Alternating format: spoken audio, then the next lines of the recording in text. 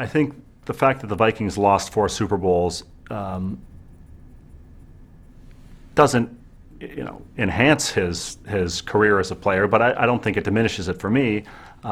Certainly, it's what people think about when they think about the Vikings of the '70s, that they lost 4 Super Bowls. What nobody thinks about is that they won 4 NFC championships to have the privilege of losing 4 Super Bowls. So, they were great in the '70s.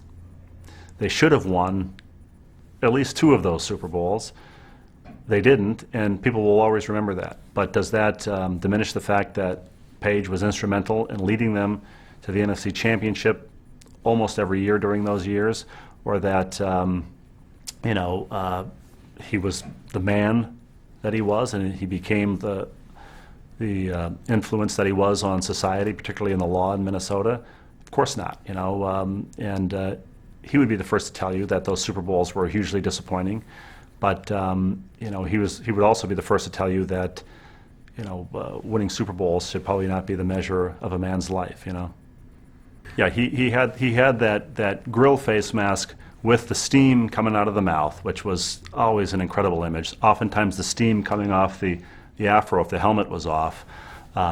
They wore on the sidelines those. Of course, Bud Grant didn't allow them to have heaters, so they would wear on the sidelines at Met Stadium those great purple kind of capes that also added to the sort of hero element, and fingers taped up.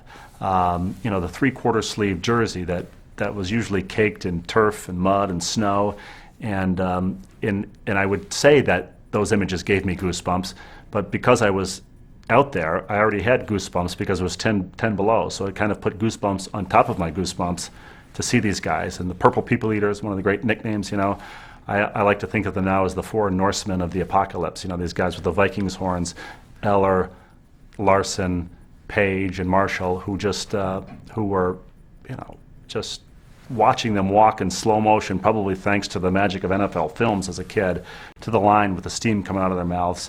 They were terrifying, and as a kid, you were really thrilled that they were on your side. Well, as a player, Page was unbelievably great. I think he revolutionized the defensive tackle position. When he came in, he said the coaches wanted him to kind of man this 1 square yard of space, his lane. He never found that particularly interesting, and he wanted to find new ways to get the quarterback, get the running back, and he also had a body that was sort of unique. I thought, as a kid growing up in Minnesota, he looked like one of these guys, especially in his shoulder pads, who never took the hanger out of the jersey. It was always the 3/4 length sleeve, the 3-bar face mask, a really fearsome-looking guy with very long arms, and he almost reminded me of an octopus, and it might have been the 2/8 on his chest that gave me that octopus image. But you see a guy do a swim move now. Imagine a swim move with 8 arms, and it really made him unblockable. And the adjectives that he'd been used to describe him are slippery and elusive, and it was just a hell of a lot of fun watching him play the defensive line, and I don't think that had been the case for a lot of guys before, and it may be why he was the first defensive player to become the MVP of the National Football League. I talked about how he was like Tarkenton, the quarterback.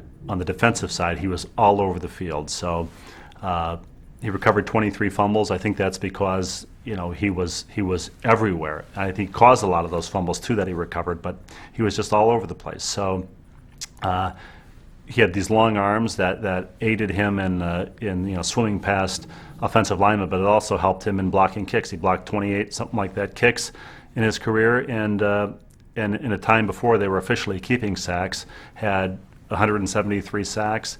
That's testament to just how active and how excellent the guy was, on the defensive line. But he's a guy, I think, for me, whose true genius didn't show up statistically. It was his style of play more than anything that was sort of revolutionary for his time. His not wanting to, stay in his lane, his wanting to be everywhere, his wanting to be a scrambling defensive lineman, if you will.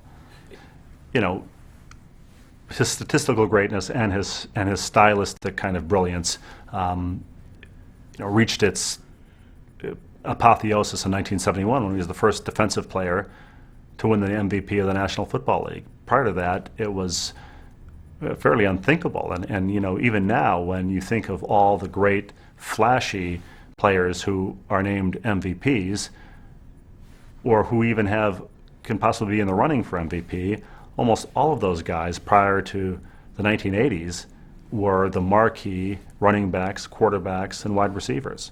You never thought of a defensive lineman as, you know, the most valuable player in the league, even though those guys obviously were hugely valuable. And Page, I think, led the transformation of people recognizing the contributions and the greatness of guys on the defensive line.